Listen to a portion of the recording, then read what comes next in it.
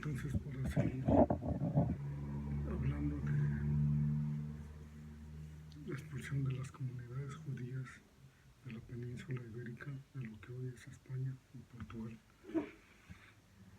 tenemos que referirnos a la situación de que estaba establecido ahí el califato de Córdoba, o sea, era un dominio musulmán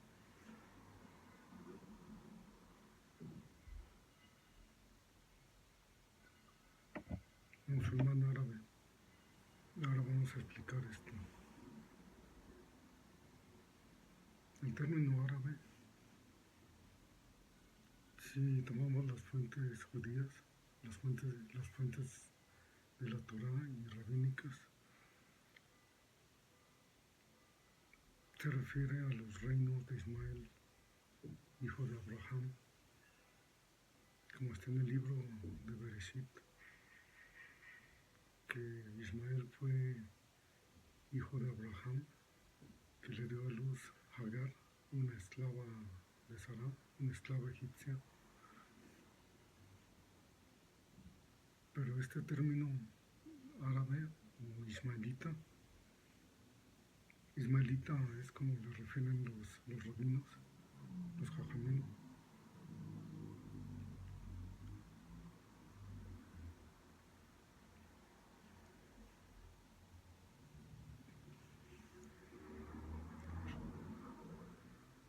Y el término musulmán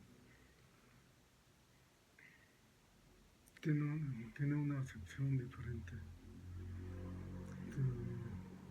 El Islam como religión fue fundada en el siglo VI de la era común. Lo estableció el que para los musulmanes es su profeta, Mohammed o Mahoma, que vivió a finales del siglo VI hasta principios del siglo VII.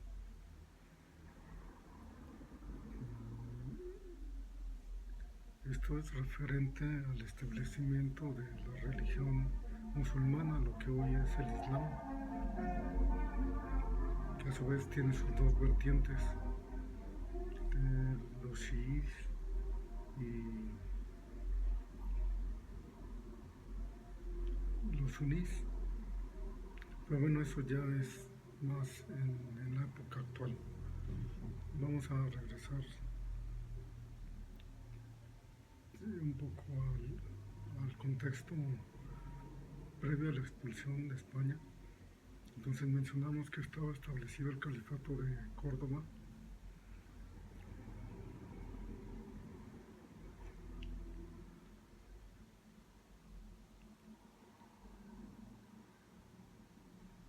y esto es lo que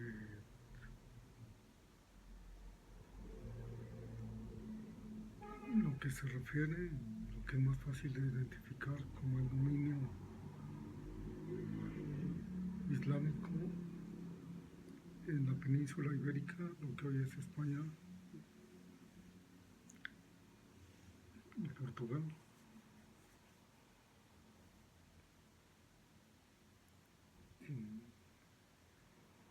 Que tuvo su fin también en el siglo XVI. Entonces ahí la situación tiene una peculiaridad. Si bien es cierto, los que tenían el poder político eran los musulmanes, en el califato de Córdoba, como hemos mencionado, pues sin embargo la población,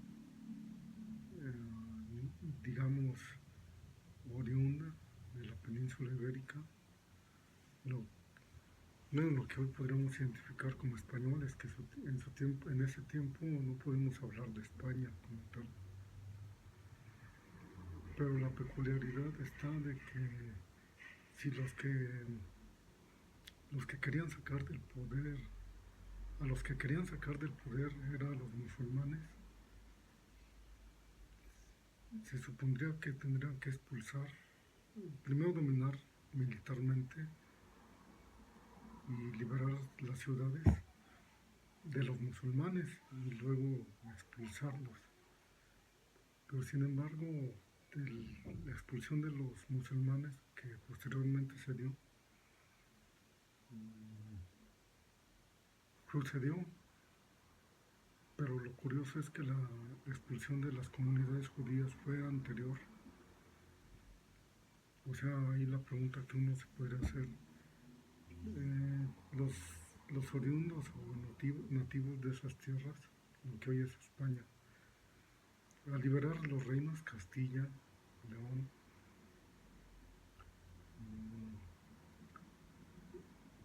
¿cómo pensaban que podían convivir con los musulmanes sin haberlos expulsado? Y decidieron primero expulsar a las comunidades judías.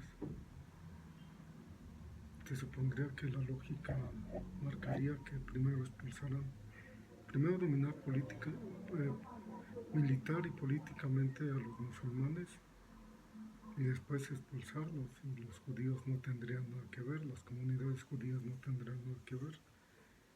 Pero en la historia sucedió al revés. O sea, la expulsión de las comunidades judías de España fue en 1492, de Portugal en 1496, algunos hablan de 1498, y la expulsión de los musulmanes o árabes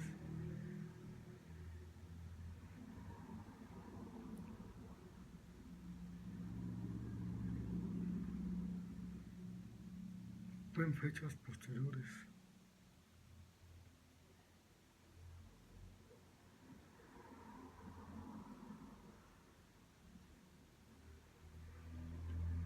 Y fue un proceso que no se dio mediante un edicto de expulsión con una fecha determinada, sino que fue un proceso que llevó algunos años. Por ejemplo, aquí la información que da la inteligencia artificial, que la expulsión de los moriscos en España fue decretada por el rey Felipe III en 1609. O sea, más de 100 años después de la expulsión de las comunidades judías de España. Entonces ahí lo que se pregunta uno, reitero, ¿acaso los españoles pensaban que podían convivir con los musulmanes? Siendo que habían reconquistado sus ciudades. La última, la más importante, la caída de Granada, la ciudad de Granada, la ciudad fortificada de Granada. Pues ellos pensaban que podían convivir con los musulmanes. Y si pensaban eso, ¿por qué no pensar que podían convivir con las comunidades judías? Y los expulsaron antes. Estas son las interrogantes, o sea, como que está el flujo de la historia al revés. Ahí es cuestión de análisis. ¿Por qué se desarrolló así? ¿Por qué en la historia sucedió así?